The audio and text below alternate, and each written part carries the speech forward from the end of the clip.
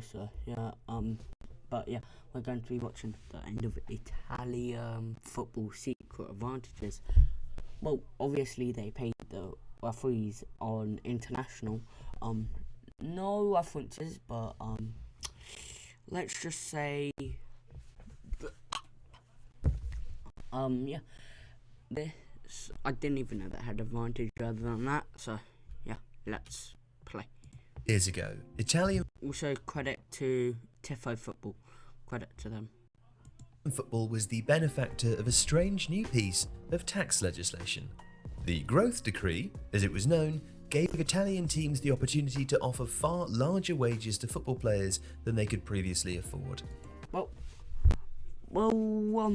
not to mention any clubs or anything, but they have one certain footballer who has just come back from injury at the time of recording, De Bruyne, and he is like very highly paid. And also, just go and look at Saudi Arabia paying Neymar Jr., who isn't even that good in my opinion, £1 billion or something like that. So yeah. But today, that advantage is gone, and this decision will have huge implications for the future of Italian football.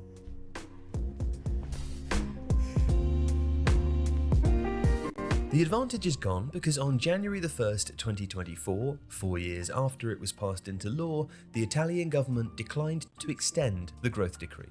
So firstly, what is the decree? Well, to explain, let's use an example.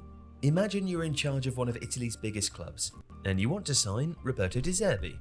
That would be, let's say, Juventus. Incredibly difficult. Leaving aside the buyout clause in his Brighton contract, there would be a Premier League salary to match too. Yeah. The Growth Decree was introduced to reverse the brain drain caused by talented Italians leaving the country. A tax break came into effect to entice back the likes of De Zerbi, while also making Italy more attractive to skilled foreigners.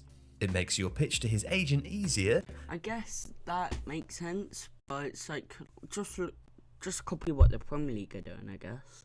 Because yes, they're the biggest league in the whole of the world, but it's like no one can match them, not for at least 5 years, and then it will only be like Bayern Munich that are the only team that have a close record to being able to. So As anyone in also the 48 Bayern Munich have one of my favourite players. Not to say any names, but Harry Kane. percent tax bracket willing to domicile in Italy would pay around half of that on their income instead. And that is a significant advantage. Let's say that you plan to offer De Zerbi a salary worth €10 million gross. Before the Growth Decree's implementation, De Zerbi would make €5.5 million after tax. Now he'd take home €7.5 million. Your offer becomes far more competitive, and the chances of De Zerbi reappearing in Serie A increase. But there's just one problem, and that is the changing political wind. There have been 3 prime ministers since the decree, and elements of it, which were already modified in 2022, have now been repealed. Evidently, the optics of the Growth Decree, which costs €674 million a year and benefits only 15,000 people, are not the best amid a cost of living crisis. The tax break was one of the few edges that Serie A clubs had in recruitment. Yeah, 198 of the league's 653 players. You won't hear anyone going to Italy, you'll hear people leaving it. Well, no major people. So I'm talking like your Odegaards, people like that. So you won't see them leaving England to go and play for Serie A. So players take advantage of it, 30% of the whole, and the benefit to the teams is estimated to be around €150 million. Jesus. Roma, for instance, may not have been able to appoint Jose Mourinho in 2021 had the Growth Decree I didn't know they had that. I thought they just called that because that was a part of Italy. But not been in effect. The loan of Romelu Lukaku and his colossal subsidised salary would have been far more challenging as well.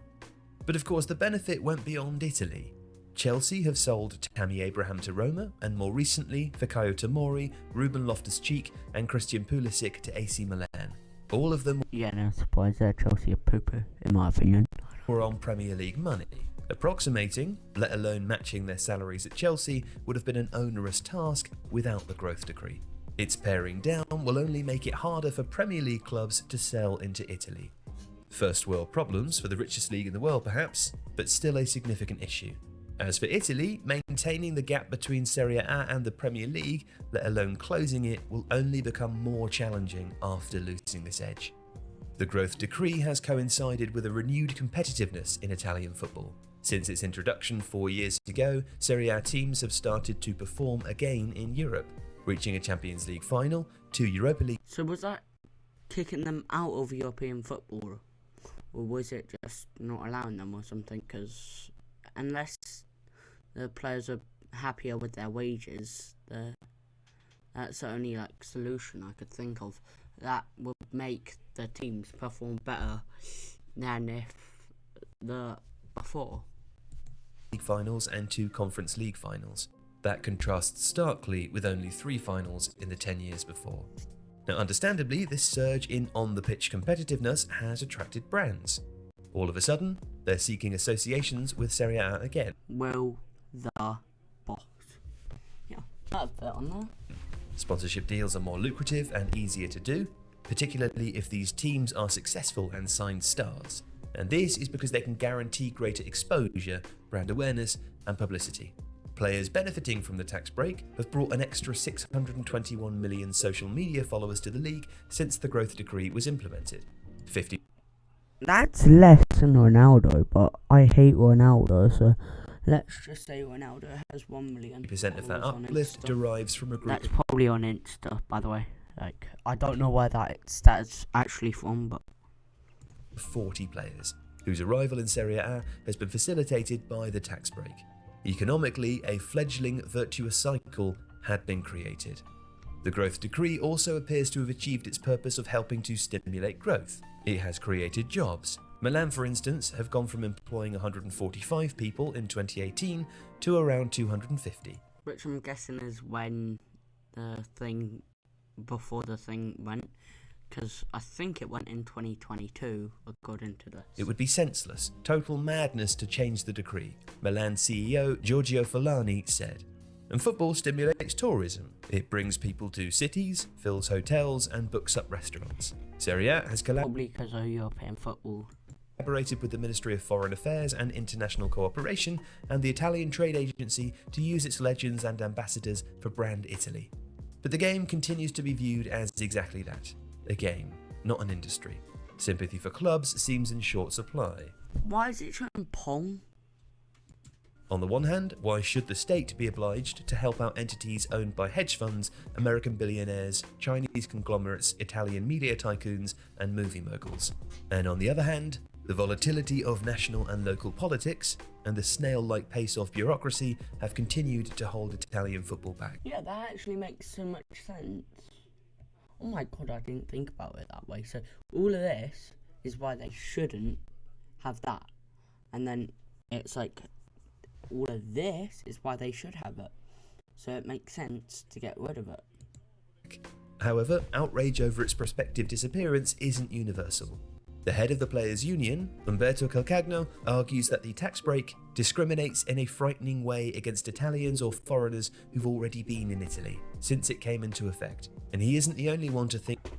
So, was the players before the tax thing was stopped? So, were they affected by that or not?